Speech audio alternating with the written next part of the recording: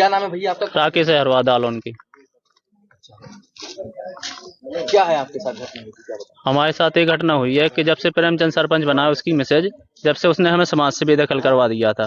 और जो लोग हमें निमंत्रण देते थे, बुलाते थे, जैसे कुछ शादी ब्याह है कि कुछ और फंक्शन होता है, तो उन लोगों पे भी दबाव बनाता था कि अगर उस लोगों को बुलाया या कुछ किया तो तुम्हारे खिलाफ भी हम लोग समाज से बेदखल करवाएंगे। और जो लोग पैसे के लिए मांग करता है, गाँव में 4-5 लोग हैं, उनको बाहर डाल देते जात बिरादरी से, और उसको पैसे नहीं देते हैं तो 2-2 3-3 साल तक बाहर डले रहते, पैसे दे देते तो सब वो हो जाता है। अच्छा, हाँ तो ये जो पूरी घटना हुई है, हाँ जो भोला अहिरवाल ने आत्मघाती कदम उठाया, इसको लेकर आप कितना सच क्या मानते हैं? हमें ये पता चला था भोला के द्वारा कि इसकी फोटो हमारे पास कुछ हैं, फोटो लड़कियों के साथ में।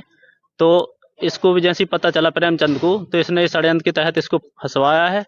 और फिर जैसी भोला से इसने कहा होगा कि तुम्हारी फोटो वोटो वायरल नहीं करना है, तो भोला ने कहा था कि इसे अपने ऐसे कर्म सुधार लो, ज़्यादा साज न करो, मतलब समाज के हित में काम करो, ऐसा न करो कि समाज को न खाओ तुम समाज के होके।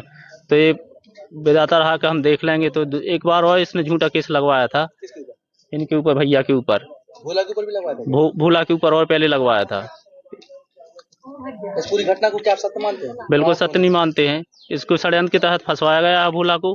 बाकी जो गोली कांड किया है वो तो भोला ने कबूल ही कर लिया कि हमने किया था। बाकी 76 वाला तो केस है। प्रताड़ित होकर ये सब कुछ? हाँ, प्रताड़ित होके इसमें राजनीति का शिकार हो गया है और कुछ लोगों ने इसके साथ गंदी राजनीति खेली है, जिस कारण उसने काम किया है। इससे पहले भोला, क्या नाम है भैया आपका? मुकेश अहरवाल, कहाँ के रहने वाले हैं? दालोन। क्या है घटना, क्या है जो ये घटना है, इसको लेकर क्या आप कितना सच मानते हैं? सच यही है, उसको पुरानी जो वो थी बुराइयां उसकी वजह से शिकार हुआ है।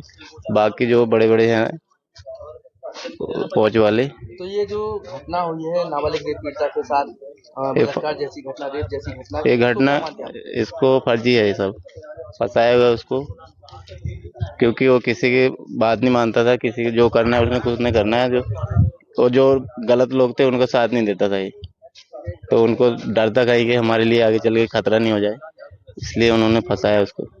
तो फिर उसने ऐसे कदम उठाया। न्याय मांगने के लिए उसने क्या कही बात की है, क्या कहने हमारे साथ गलत हुआ है?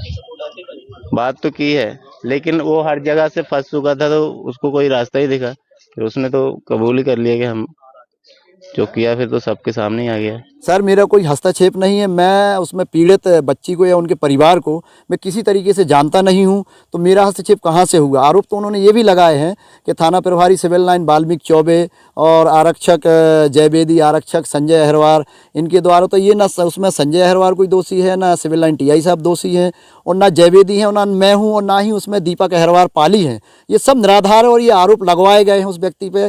किन कारणों से लगाए ये सर मुझे पता नहीं। पहले के परिवार का कहना है कि आपकी एक महिला के साथ अश्लील फोटो है, वो भोला के पास थी, इसलिए आप चाह रहे थे कि वो फोटो वायरल ना हो, इसलिए आपने इस तरीके का कांड किया। उसके लिए भी सर कोई एविडेंस होना चाहिए। आज तक मैंने उसको कभी फ़ोन किया हो या कोई और अन्य गवाह हो कि हाँ मेरे सामने इन्होंने भोला को धमकाया है, तो ऐसा कुछ है नहीं। और एक चीज़ और है, वो अश्लीलता फ़ोटो है ही नहीं, एडिट करके फ़ोटो बनाई गई हैं, तो उसे असली कैसे माना जाए। और असली होते भी तो निजी ज़िंदगी में किसी को इंटरफेयर करने का कोई राइट नहीं होता है। अगर वो महिला या कोई मेरी शिकायत करते या रिपोर्ट होती तो उसके लिए कानून कार्रवाई। कुछ उनके पास ऐसी फोटो और वीडियोस थी मेरे भाई के पास, जो प्रेमचंद अहरवाल जो गलत मतलब लड़की के साथ में वीडियो फोटो वगैरह उसके पास थी।